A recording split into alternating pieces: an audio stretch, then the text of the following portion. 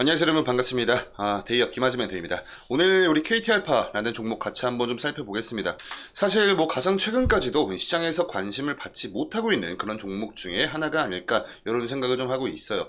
아마 우리 주주님들이시라면 당연히 좀 아실 거지만 이 우리 KT알파의 사업성 자체가 좀 그렇게 좀 밝지 못합니다. 왜냐면 오늘 영상에서도 설명을 드려보겠지만 KT알파가 좀 다양한 사업을 하고 있는 것 중에 또 하나가 바로 이 쇼핑몰 사업을 하고 있어요. 그렇지만 이 쇼핑몰 사업성 자체가 굉장히 좀 밝지 못합니다.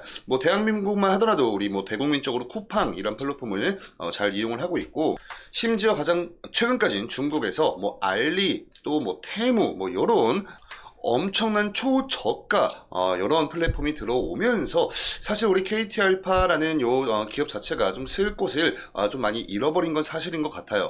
그래서 뭔가 이젠 좀 구조적인 변화가 필요할 때가 오지 않았나. 쇼핑몰 사업성은 밟지 못하기 때문에 이 대형 이커머스 플랫폼들과 경쟁을 할 것인지 아니면 상생을 할 것인지 이런 부분들 어느 정도의 선택과 집중은 좀 필요한 때이지 않나, 이런 생각을 좀 하면서 오늘 영상 시작해 보도록 할게요.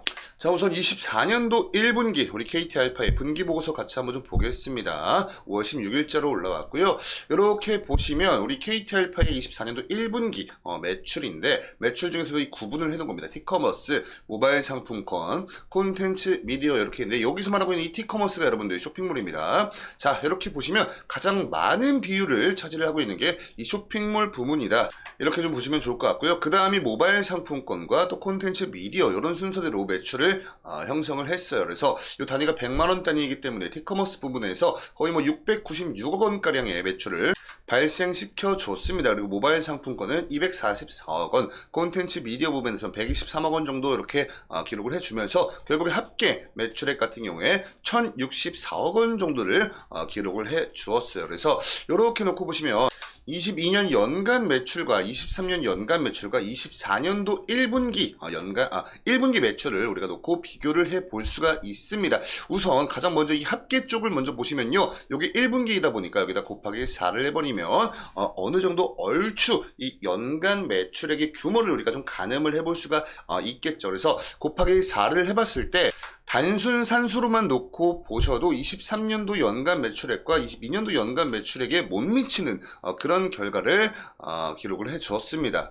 그리고 이러한 이 매출 감소의 영역은요, 콘텐츠 미디어 한 요쪽 부분만 좀 제외를 하고 모바일 상품권과 요 티커머스 부문에서의 매출 역성장을 어느 정도 우리가 유출을 해볼 수가 있을 것 같아요. 그리고 이 매출액의 추이도 놓고 보시면 아시겠지만 22년도부터 24년도까지 이렇게 요 방향이죠. 오른쪽에서 왼쪽 편으로 오는 방향입니다. 보시면 아시겠지만 요럴 때 매출액이 이렇게 좀 역성장을 했고요. 또 여기서 곱하기 4를 해봤을 때 요 수치에 미치지 못하는 그런 모습을 보여주었기 때문에 이 티커머스 부분과 모바일 상품권 부분 모든 부분에서 거의 역성장을 하였다, 이렇게 정리를 해드릴 수가 있을 것 같고, 결과론적으로 그래서 이 매출액과 영업이익과 당기순이익 부분을 우리가 같이 한번 좀 체크를 해보시면요, 매출액은 우리가 방금 보고 왔습니다. 1064억 원 정도 이렇게 기록을 해 주었고요. 영업이익 같은 측면에서는 약 87억 원 정도 흑자를 냈고, 당기순이익도 약 82억 원 정도 흑자를 내 주었어요.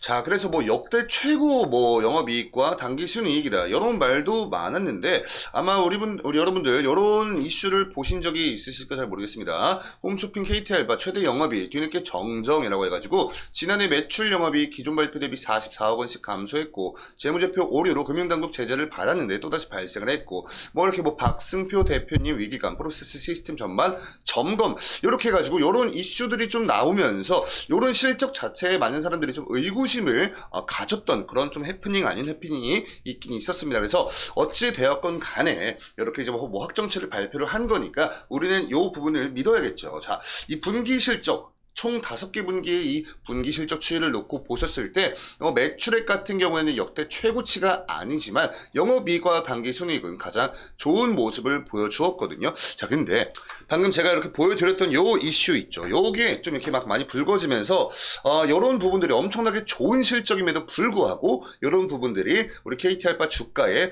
좀 반영이 되는 그런 모멘텀은 그렇게 오래 이어지진 않았습니다. 아무래도 우리 이제 시장 참여자들로 하여금 이 신뢰를 좀 어느 정도 잃어버린 것이 아닐까, 이렇게 좀 생각을 하고 있고, 이렇게 우리가 해석을 해볼 수가 있을 것 같아요. 자, 그럼 이런 내용들을 좀 토대로 해가지고 이제 좀 차트로 넘어가서 같이 한번 좀 보도록 하겠습니다. 이렇게 넘어서 같이 한번 좀 보시면요. 오늘 영상에서 너무 과거 차트까지의 분석은 하지 않겠습니다.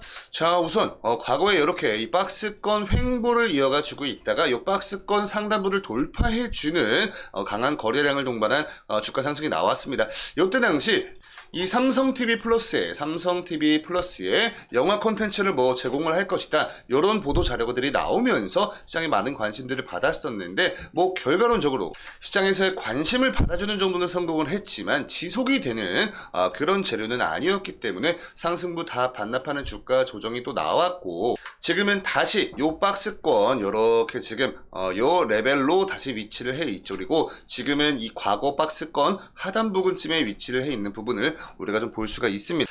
자, 그래서 사실 뭐 지금 뭐 수급 자체가 받쳐주고 있는 모멘텀을 보여주는 것도 아니고, 거래량 자체가 굉장히 지금 이제 말라있는 상태이기 때문에 그냥 좀 어느 정도 이 매크로적인 수급이 그냥 왔다리 갔다리 하고 있는 정도로만 좀 파악이 되고 있어요.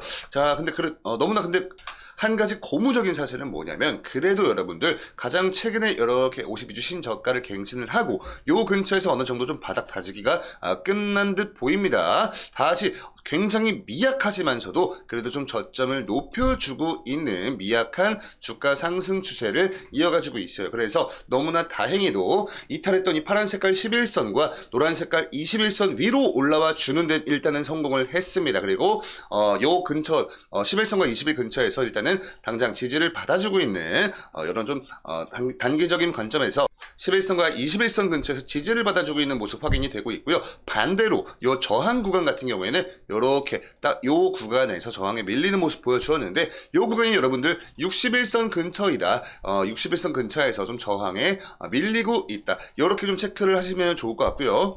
이렇게 가장 최근 한 달 동안의 수급을 보시면 아시겠지만 외국인과 기관, 기관은 뭐 그렇게 딱히 의미가 있는 물량은 아니었습니다. 외국인이 최근 한 달 동안 3만 주 정도 매도 물량을 출하를 하였고, 그 물량을 우리 개인분들께서 받아주는 이런 모습을 보여주었는데, 거래량을 여러분들 보시면 아시겠지만 뭐 그냥 의미가 있는 거래량이 아닙니다. 그래서 오늘 영상에서 이런 뭐 수급 분석 같은 경우에는 큰 의미는 없을 것 같고요. 어찌되었든 요 11선과 21선 근처에서 좀 지지를 받아주는 모습과 61선 근처에서 저항에 밀리는 부분, 이런 부분만 좀 체크를 해 가시면서 투자를 하신다면 그래도 좀 보다 더 안전한 투자를 하실 수 있지 않을까, 이런 생각을 하면서 저는 다음 영상으로 인사드릴게요. 감사합니다.